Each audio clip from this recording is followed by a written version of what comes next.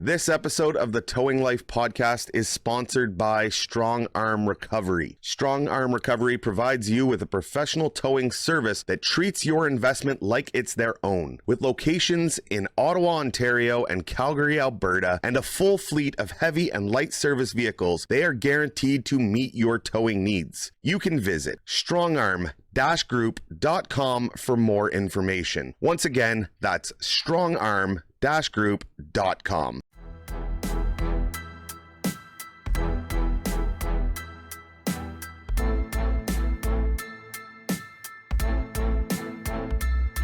Hey everyone, I'm Brad from Calgary. This is Sean from Cambridge, Ontario. I'm Terry from Cornwall, Ontario. Hey, this is Larry from Pitt Meadows, British Columbia, and you're listening to the Towing Life podcast. Welcome to the Towing Life podcast, where these two handsome fellas sit down and discuss the good, the bad, and the ugly as we see it. I am TowManG. And I am PlainGuy. And this is our show. So we want to get started right away. We're going to go over a bit of a question we received from the last episode when we talked about the new bill coming into place, the Moving Ontarians More Safely Act. There was a question from Quinn on the YouTube, if I'm not mistaken, G. I think so. The question was, are insurance companies going to drop the 3-year requirement if everyone goes through some sort of training and is licensed/plated? I find it ridiculous that they want 3 years experience, but yet don't clue in on how people are going to get the experiences if they won't let them run in a truck.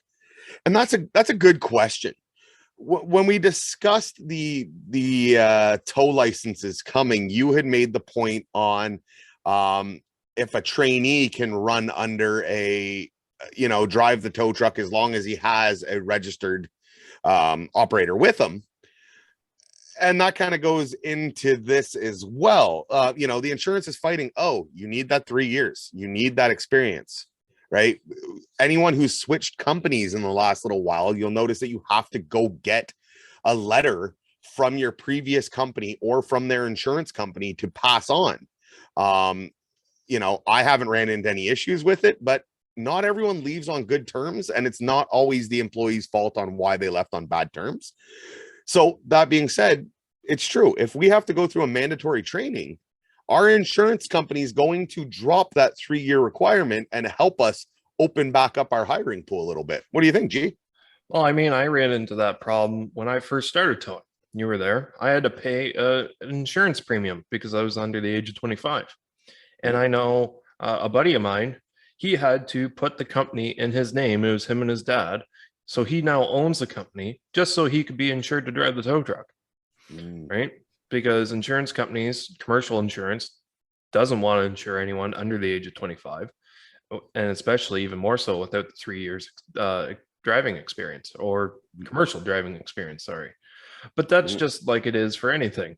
Growing up, you become a teenager, you need a job to pay for a car, but you need a car to get to your job. Like it's set up for failure no matter which way you look at it. Well, especially living in the rural areas like yourself, right? I lived in a town. I didn't have that problem. We could, you could ride your bike to work. You could do all that kind of stuff. But you're right. Living out in the rural area, I could see, it's pretty much SOL and GWF. Shit out of luck and jolly well fucked. Yeah, no, it's true. But no, I'd be curious to what the insurance companies are going to do about that. If there is a mandatory training, depending on the level of the training, we worry about, shrinking our already small hiring pool. This would be an opportunity for the insurance companies to go, hey, look, we've had problems in the past. The government has come in and they're rectifying that. The same time, do you remember back in Ontario, there was an automobile Insurance Reduction Act that was dropped back in I can't remember what year that was. It's been a little while. And they promised 15% or 30%. I can't remember which it was. It was a decent percentage reduction of insurance rates because of, they were cracking down on the towing and the fraud that went on. I don't know about you, but I haven't seen my savings on my insurance. No, I haven't either. So anytime the government and the insurance companies get together, I have a hard time believing that it's going to be in the best interest of whoever it is they are combating against. And in this case, it is the towing industry. So I hope, Quinn, that is the case. But I'm skeptical. Insurance companies like their money, and that's a good way for them to keep their money. That's what they are here for. So guys, as Quinn did, if you have any subjects or questions you would like covered on the show, you can let us know at thetowinglife@gmail.com or by searching at the Towing Life Podcast on Facebook. We'd love to get to your questions, concerns, comments, all of the above. Without you guys, this show would not be possible. So anything you guys want to know, send it over. Comment in the YouTube section if you're watching this on video, and we'll try and get to you, and we'll try and get your questions answered. Also, if you want to be featured on the show, be a shout out, introduction, send us an email with a audio recording. You can also send that over Messenger. If you got a cell phone and you want a truck in the background, take a little video, introduce yourself, say where you're from, and introduce the Towing Life Podcast, and we can put you at the beginning, middle, or wherever in the YouTube video, or if it's just audio on the streaming side. Absolutely. We know you guys love to show off your trucks. We've seen it on the Facebook page already, all the wonderful trucks we have coming in every week, as we have our weekend warriors, we have our light duty warriors, our heavy duty warriors. So by all means, guys, send it on in, and we will do our best to get to it on the show.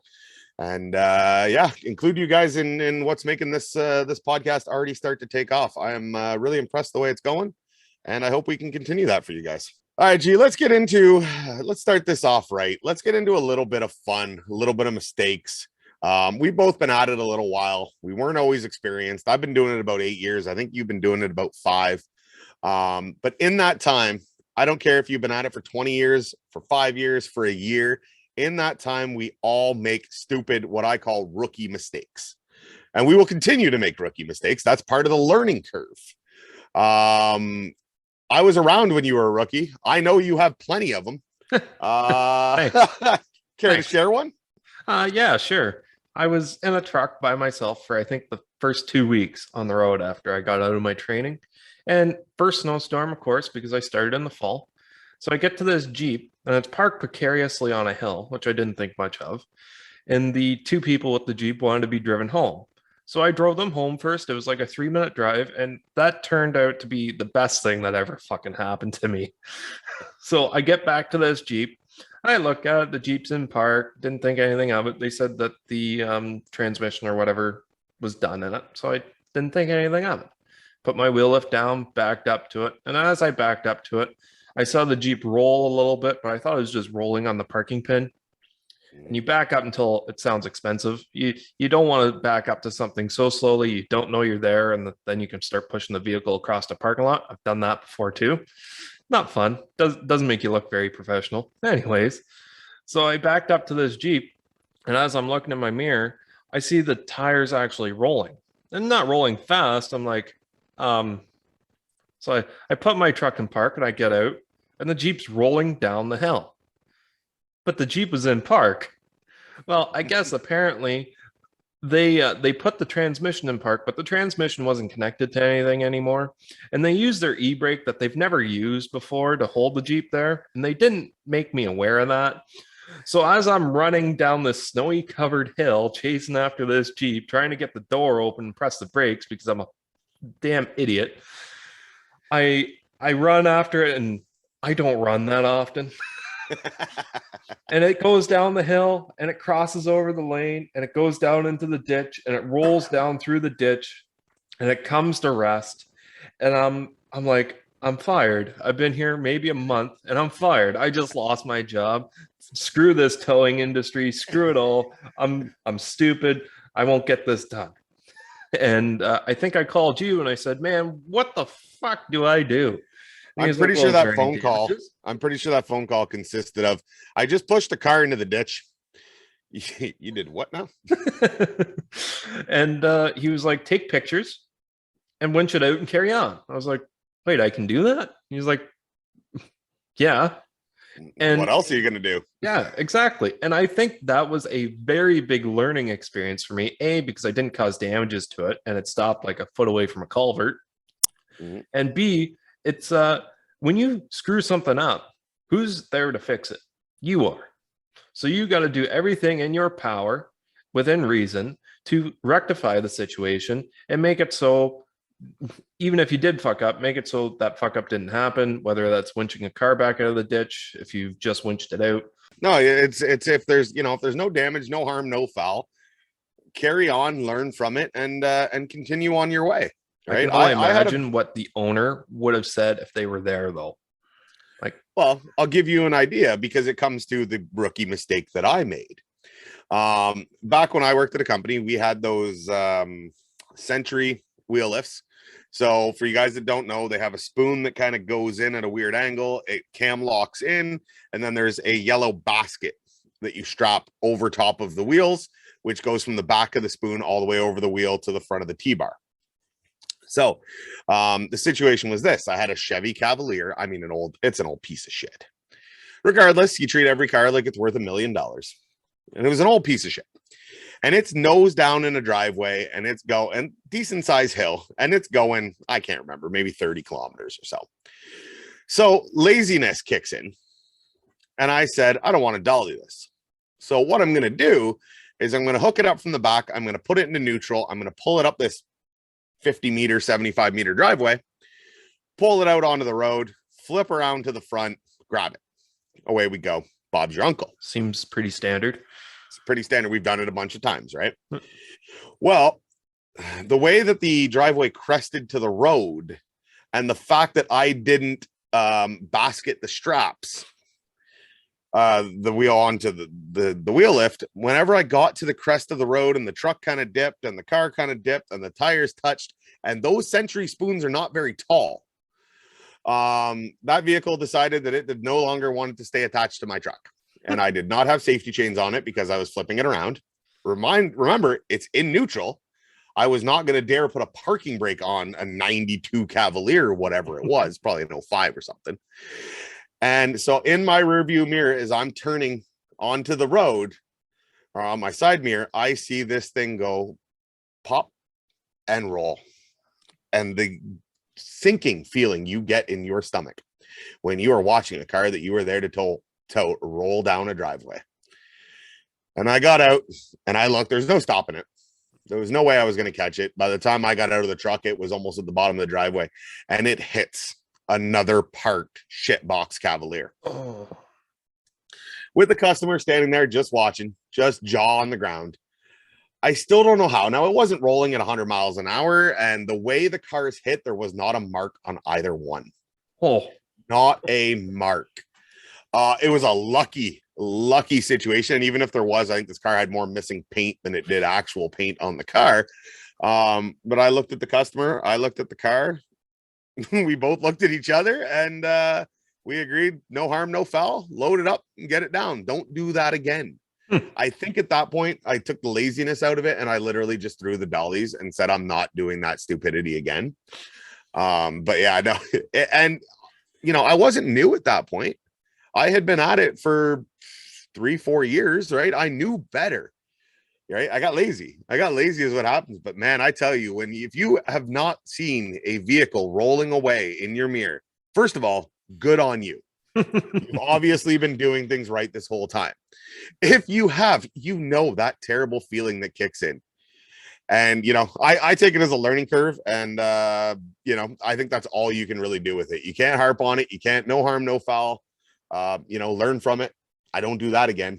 You need those type of mistakes to make you learn, because this industry, there's a lot of cutting corners, and whether that's good, bad, I'm not here to get into that right now. But we all cut corners. And if you don't, that's probably because something like this has happened to you and it has scared you and said, I don't want that risk. I want to take that risk out of it as much as I can. And that's what you just strap everything down the first time. Yeah. Right. Yeah. Do it right the first time. You won't have to do it again. My story, I had no idea. It wasn't laziness on my part, just because the vehicle's in park. You walk up, you see a vehicle in park, you look in the window. If it's standard, you see the e-brake on, in gear, whatever. You don't think anything of it. How do you check to see if a transmission's not connected? Right? Well, you normally, the first thing you do when you get there is you ask the customer what's going on with the vehicle. And they said those transmission issues. Yeah.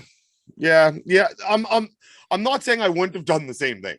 Yeah. But there's a lot of people out there that'll tell you that, yeah, well, there was transmission issues right away, then you should have checked, you should have blocked, you should have, again, real world and how it should be done. Honestly, I'm not saying it's right, but are two very different things. Oh yeah. I've dropped a car off those Century spoons before too. It was a old BMW parked in long tall grass, and they said it was just rear-wheel drive. So I backed up to it, grabbed the back two tires, tilted it up about an inch off the ground just to pull it out so I could get a better area at it and make sure to check the clearance on the bumper. And I pulled ahead, and the car was all-wheel drive, and it stayed put. My truck moved, the car did not. And I dented up the exhaust tip, and the lady was like, I'm never going to notice it, so you're fine. I was like, oof. Yeah, it's awesome. It's awesome when we can get lucky like that, right? Are you a tow truck operator looking for a great company to grow with? Are you currently living in Canada? Well, Strong Arm Recovery wants to hear from you.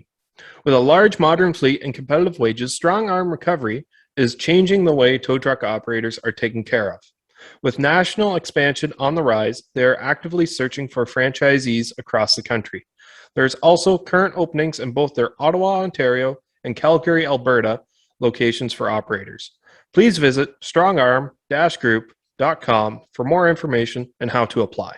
All right, so talking about the real world and this fairy tale world that we would love the towing industry to be in, comes to our second point on sharing trucks.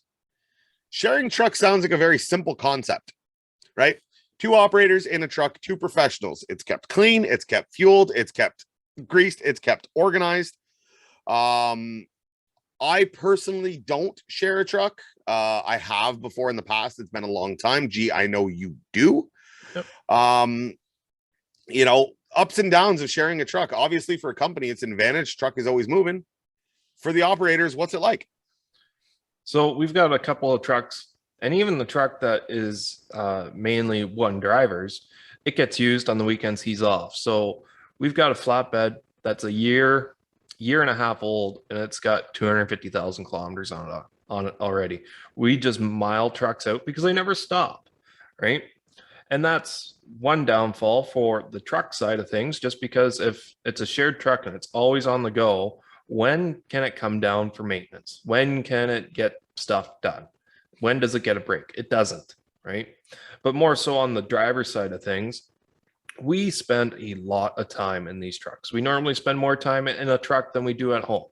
Unless you're a part-time guy and got some sort of a shift sorted out, you're spending a lot of time in those trucks.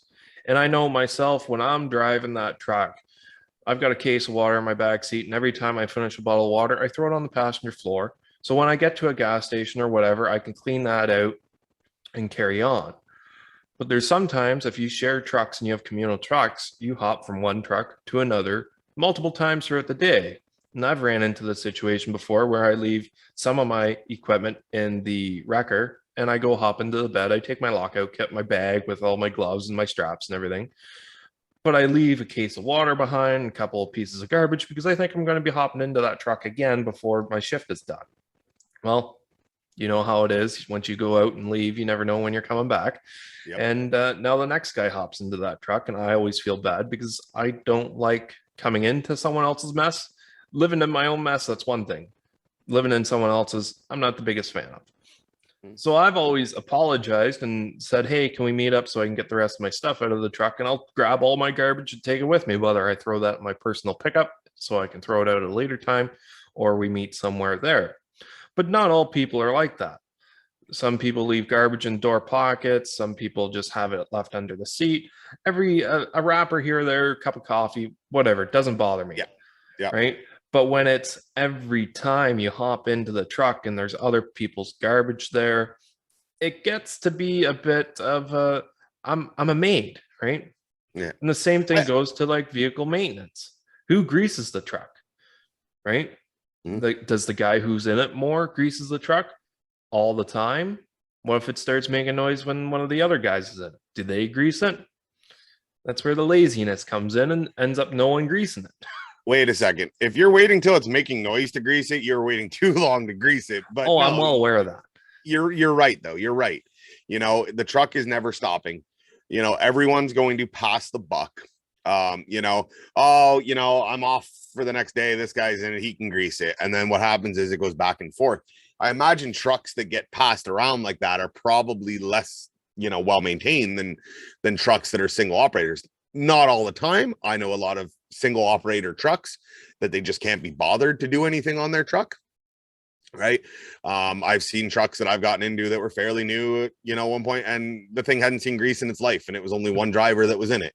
Yeah. Right. That happens. The garbage, a good trick I always use, and this is personal experience. I'm a fan of sunflower seeds, but it doesn't matter what it is. When we go to the convenience store or to get fuel, you always stop. If somebody gets some water, you say you buy a case of water, ask them for a bag. Every time I go into a gas station, every time I fuel up my truck, I ask for a bag. And I use that bag as a garbage bag. And then, so it's a never ending cycle. When I get to the gas station, everything's in the bag. I throw the bag in the garbage. I go in. I normally pay for my fuel. I'll grab, pack of sunflower seeds, something like that. Can I get a bag? Yeah. Grab that bag. Back into the truck it goes. That might help. It's a policy you got to kind of implement among all the trucks. But then you don't feel so bad, because if a guy gets into a truck and there's a plastic bag with the garbage in it, what more do you want? Right? Yes, there's garbage in the truck. It's in a goddamn bag. It's all contained in one spot. It's all contained. And it helps keep things.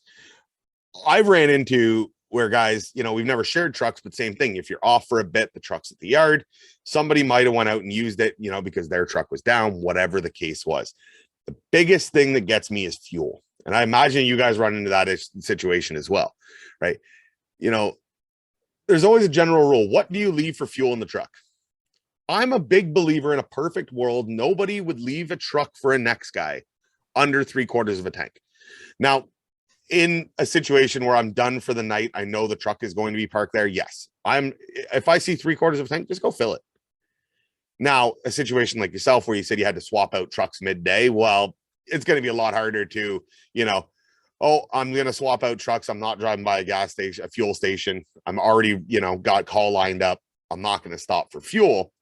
But, leaving the next guy fuel is just as important as, the garbage, the greasing, the maintenance on it. I've hopped into trucks before, parked at the shop overnight. Sometimes it's sat for a day on fuel light. Yeah.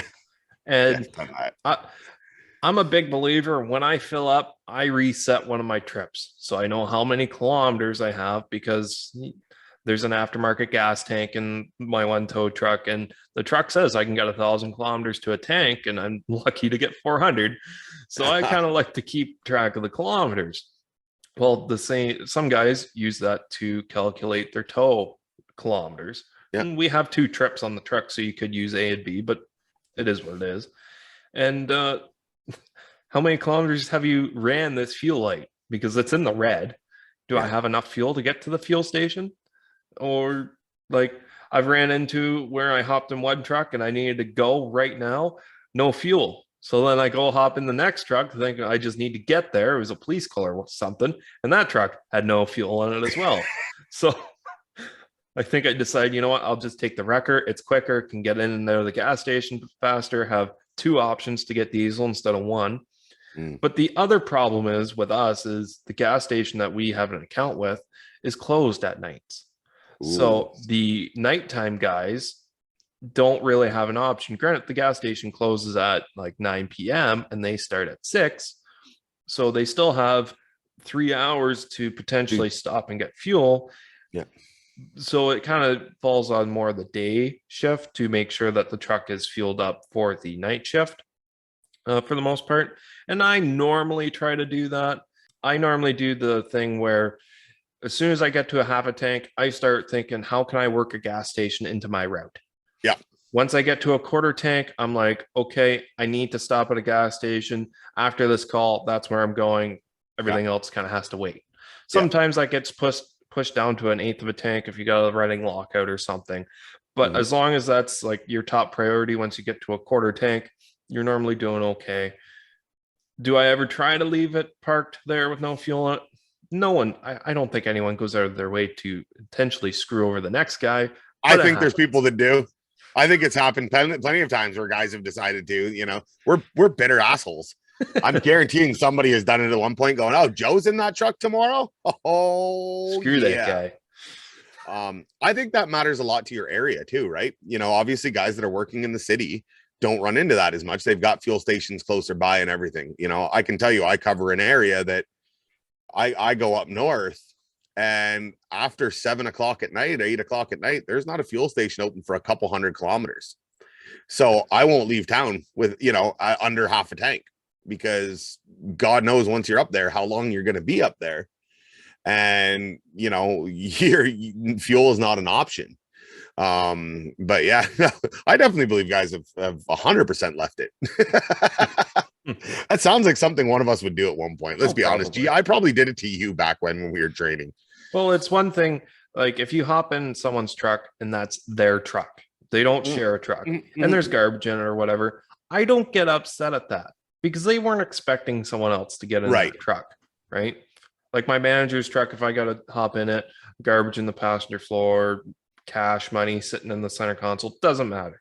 I deal with it. I normally clean it up just because it's not my mess, and I don't want, if someone has to get in my truck, then something like that. I think as professionals, we should all be keeping our trucks fairly clean. And again, it's where do you draw that line on what's acceptable for garbage, right? Like they're always now with not taking passengers. Oh, that's it. With passengers, you had to keep that truck spotless.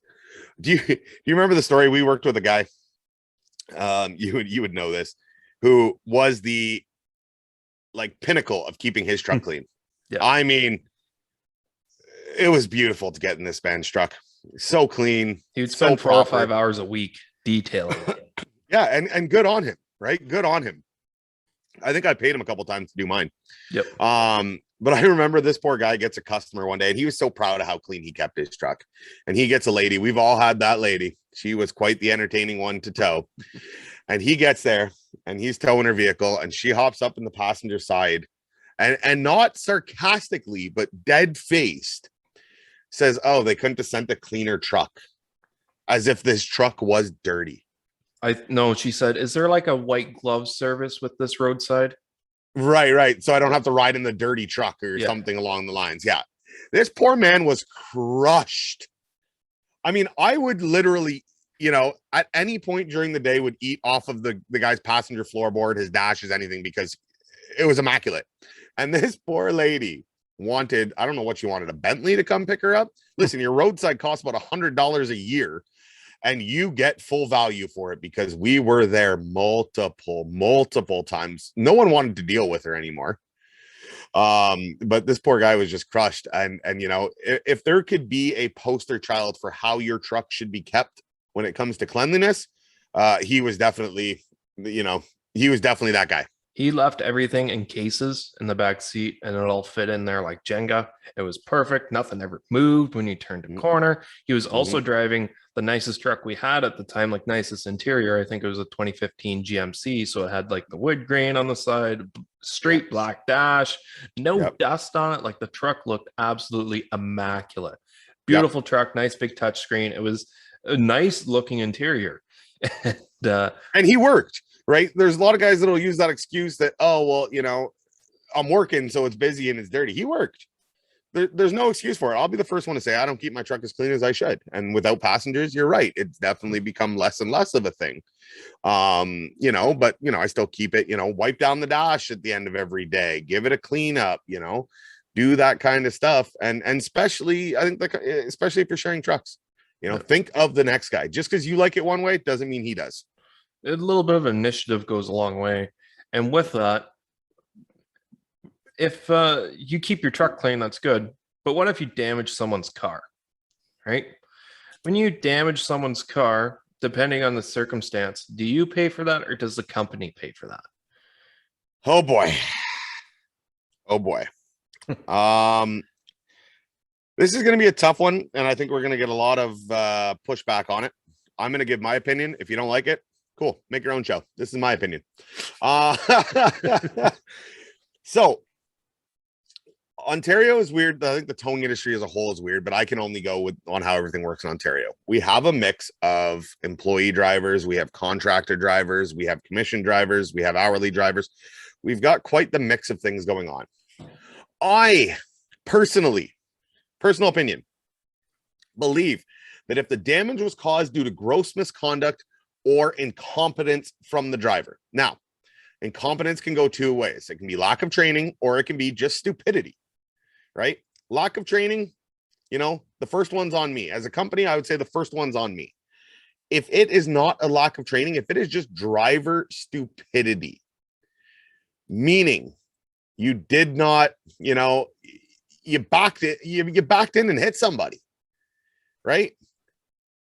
Again, depending on what the damage is and if it's not a value that needs to go through insurance, the goddamn driver should pay for it. I'm a big believer that if I fuck something up, I'm going to come good for it. I have in the past and I will continue to in the future. I know people sit there and argue that the company, you cannot make an employee pay for damages.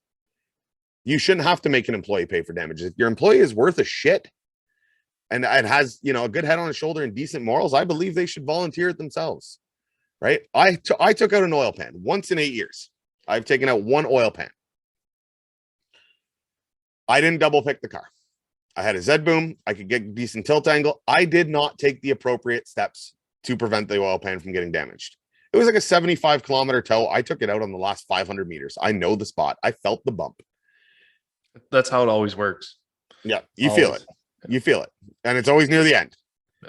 And I paid for that oil pan because I did not take every reasonable precaution to prevent it.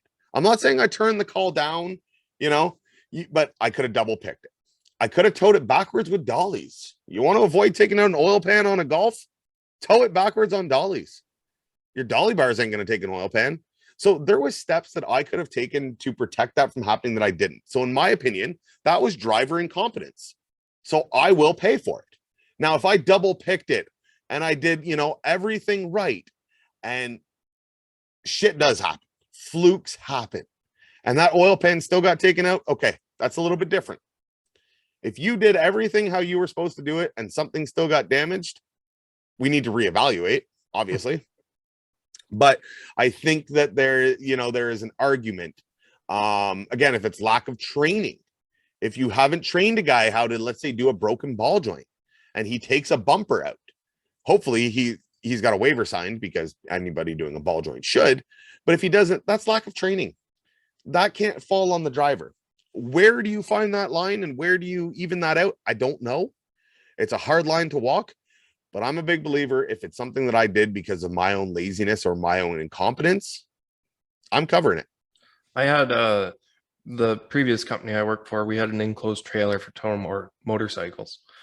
So the beds weren't always busy doing motorcycles. Anyways, I loaded the one bike up, and when I deal with someone's bike, I normally like them to be in the trailer with me. It's not on a flatbed. It's an enclosed space. I don't have to worry about them falling off the side of the flatbed or anything like that. And I want them in there. Show me where you would like me to strap it. This is where I would strap it. If you want it in a different spot, your bike. I don't. Yeah. Right. People take pride in these bikes. Anyways, so I picked up this bike, had it all strapped down, wheel was in the chalk, strapped down, 2 off the handlebars, 2 off the back. It was like a 70-kilometer tow, and there is one spot on the drive where it was a pretty good bump in the road. And I always slow down for it because I drive a wrecker, and you hit bumps like that, like speed bump type of bumps, you can do damages. So I get it there. We unload the bike. I shot the shit with the guy for 20 minutes because we weren't that busy that day. And I drove back into town. As I got into town, the guy who I just dropped off called and said, my turn signal fell off my bike while it was being towed. Meanwhile, we were both standing there beside the bike for 20 minutes talking to each other about it. Mm-hmm. He didn't notice it then. I don't know if it actually did fall off while I was towing it, or if it fell off while he was in the garage. But I showed pictures of where I strapped the bike down, and the owner of the company said, yeah, I would have done the exact same thing. And they paid like the 70 or 80 bucks it was for the new turn signal. The guy wasn't out for blood, thankfully. He just wanted a new turn signal. But that's something I didn't feel I should pay for in the first place, because I did everything properly. I did it how I was shown to do it. The straps weren't touching anything. Shit just happens. Right? Yeah, shit vibrates. But, and the company I work for now goes to bat for their drivers every single time. If you can prove that you did everything you tried to do to prevent any sort of damages, they will go to the repair shop, they will get the used parts, they will take pictures, they will meet with people, they'll drive an hour and a half away to meet with a person depending on where the car went, and they will go to bat for their driver. And it's nice because you know you're not alone, but it's also at the same time, you got to know when you fucked up. And if you try to pass the buck and say, oh no, I did this, they've been doing it in a long time. They can tell if you took out that oil pan because you didn't double pick it, because the extent of the damage. If it's a big giant mash in that oil pan, well, I'm sorry, you didn't double pick it, right? And if they catch you lying, guess what? They're not going to go to bat for you next time, right? Yeah. So it's always better to own up to it in the first place. Tell your employer that, hey, I damaged this car before someone calls in with a damage complaint. Hopefully they call you directly and not through a roadside first, so you can deal with it in-house.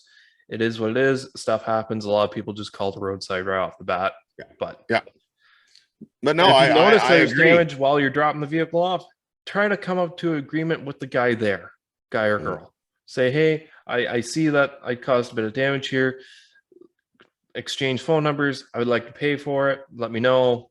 I can take it to my shop to get it repaired, or we can get it repaired at your shop. Just try to make that initiative and then let your company know. Say, hey, I damaged this. I've already came to an agreement with them, whether that give the guy a free tow and just pay your company the tow bill, whatever it may be, right? I agree. Every driver has done damage at one point, minor or major, right? Little things like, guys, if you're running the Vulcan spoons and you've got the pins that you drop in, those factory pins with the L on them, I years ago when I first started, if you didn't watch, they turned in a little bit, and you could actually, as you would tilt, scrape the bumper with the edge of the pin. Little stuff like that. We're not talking you dropped the car off the wheel lift and you wrote, it rolled over and caught on fire, but little things like that. Pictures, guys, we have the technology, we have phones on us every day. If you tow a Golf, double pick it, take a picture before something happens. That way, if something does go, wonky, the suspension lets out on the car, and even with the double pick, you took the pan out, you can sit there and go, look, here it is. It's double picked. What else do you want me to do? I had 4 inches of clearance on that. How can I say to the guy, well, you need new shocks before I can tow your car? Yeah. Right. Because the shocks are worn out and it's springy. And a lot of that stuff, unfortunately, 90% of those ones we have talked about, the car rolling away, every one of those would be solved with a flatbed. So we have sat here and debated before where customers request a flatbed. Flatbeds, don't get me wrong, do damage as well, right? Bumper scrape on the way up, everything else. But at the same time, every damage story I can almost tell you that I've done would have probably been avoided with a flatbed. So that is a topic of discussion for another time. Wreckers versus flatbeds and the disappearing of wreckers. No, gee, I like that. You know what? That was a lot of good stuff covered today. I think we continue to try and do our best. Never think that you are perfect. I'm perfect. Fuck you, you are. I don't know what you're talking about. I'm goddamn perfect. And you can't tell me otherwise. My mama says that I'm a perfect boy. My mama said I was special. So like I said, going over a little bit of, the rookie mistakes, guys. If you have any of those rookie mistakes you want to share with us, by all means, any stories on sharing trucks or tips for anyone that is sharing a truck, maybe, you've done it. You found some things that work for you. Let us know. And when do you think a driver should pay a damage claim? Should they ever? I want your thoughts, your opinions on it. You can reach us, as we said, email thetowinglife@gmail.com, or by searching at the Towing Life podcast on Facebook, or leaving a comment if you're watching this on the YouTube on the video itself. We will be sure to get them. I know, I'm always looking to learn new things. I'm always looking to, keep adding to the toolbox, as we go to say. So I want to hear everyone's opinion on this. I'm sure you're going to disagree with me when it comes to things. I'm sure you might agree with us when it comes to things. That's what we're here for. I don't know about you, but I'm fairly open-minded. If you come at me with a valid point and valid argument, I'll probably change sides. Yeah, you're just easy. I'm still going to argue you to my grave. I'm hard-headed. So if you're going to come at me with an argument, it better be good because I'm still not changing my mind. The Towing Life podcast wouldn't be possible without the help of our amazing sponsors. With heavy and light service vehicles in both Ottawa, Ontario and Calgary, Alberta, Strong Arm Recovery has all your needs covered. Franchises available across Canada. So support those that support your favorite podcast and visit them at strongarm-group.com. On behalf of myself, I am PlainGuy. And I am Officer Farva. Also known as TowManG. Yes. This is the Towing Life podcast. Thank you guys for stopping by. Cannot wait to see you on the next one. Take care. See ya.